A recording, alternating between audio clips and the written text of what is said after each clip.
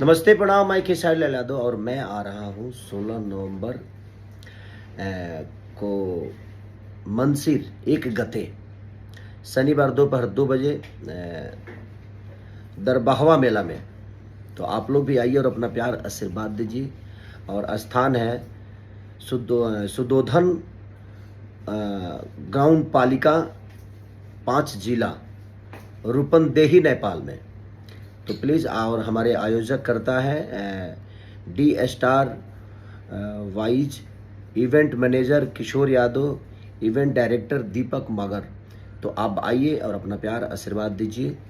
16 नवंबर को मंसिर एक गते, तो ग्राउंड पालिका 5 जिला। तो इस कार्यक्रम में आपको आना है और अपने भाई को प्यार देना है, आशीर्वाद देना है। तो आइए, हम आपका वेट करेंगे। Love you all.